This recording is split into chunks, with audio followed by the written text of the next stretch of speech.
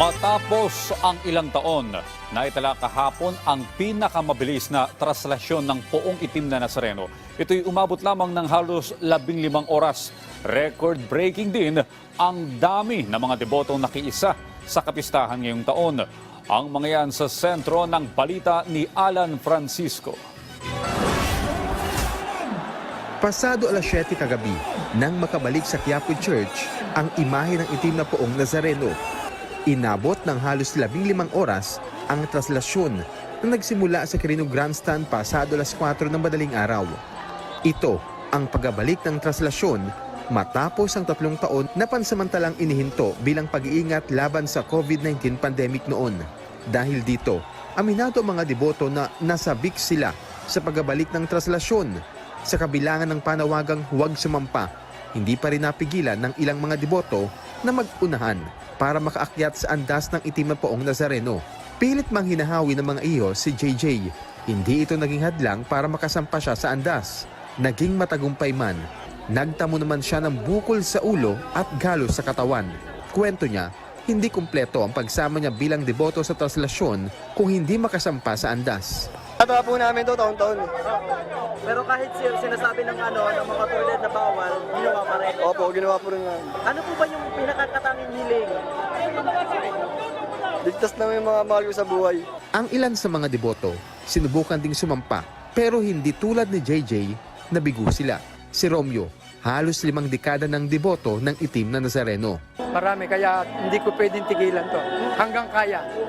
Pero ngayon kuya, sinabi sila may pakiusap, huwag na lang sumampa. Bakit sinubukan pa rin natin? Hindi naman sa pagsampa. Halik lang sa kanya. Kumusta naman ang experience ngayong taon? Ayos lang. Ayos lang. Kaya pa rin. Taong 2019 naman ang nakasampa sa andas si EJ.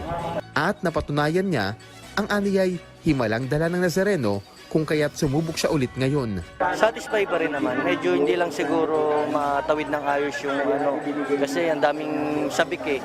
Kasi since 3 years ago, di ba? Ang tagal na walang transaksyon, ngayon lang ulit. Kaya lahat ng mga kapatid natin, gusto lahat makasampa. Hindi naman hadlang ang pagiging babae ni Alicia para makapagbalyahan sa mga lalaki makasampalang sa andas. Aniya, para siyang binuhusan ng malamig na tubig nang nahawakan niyang lubid sa andas kahapon. May chance kanina na makasampa, talagang sasampa. Sasamba ako. Bakit po? Bakit kailangan? Ayun lang ang lahat. Kasi hiniling ko sa kanya natupad. Lahat na anak ko nakatapos may mga trabaho. Ako malakas. Kaya wala akong asawa, nabuhay ko mga anak ko. Lahat tapos. Kaya malaking pasalamat ko. Isa pa sa dinagsa ng mga deboto ang dungaw, ang bahagi ng traslasyon kung saan nagtagpo at dumungaw ang imahe ng Del Carmel de San Sebastian sa poong itim na Nazareno. Bago pa man mangyari ang tradisyonal na dungaw, marami ng mga deboto ang nagtipon-tipon sa harap ng simbahan ng San Sebastian sa tinatawag na Plaza del Carmen. Mas lalo itong dumami habang palapit na ang andas ng traslasyon ng itim na Nazareno. Mag-aalas 3 ng hapon nang mangyari ang dungaw. Mas mabilis ito kumpara noong traslasyon 2020. Pinaniniwala ang minana pa ng mga Pilipino ang tradisyong ito mula sa mga Kastila. Sa kabila ng milyon-milyong mga deboto na nakilahok sa traslasyon, mapayapang nakabalik at nakapasok sa simbahan ng Quiapo ang imahe ng itim na Nazareno, hudyat ng pagkatapos ng prosesyon. Sobrang daming tao. Anong pakiramdam? Masakasaan. Sobrang daming tao. Pero masaya. Opo, masaya po. Dahil po kay Black Nazareth. Kanina pa po umaga pa ho. Kaya na pang umaga. Opo. Oh.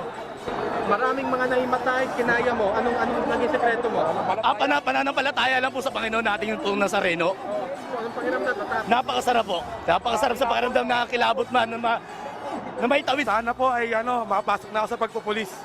Tsaka mag-good health sa magulang ko at the same time sa magiging anak ko. Ayon sa mga opisyal ng Quiapo Church, lampas 6 na milyon ang lumahok ngayong traslasyon 2024. Alan Francisco, para sa Bayan.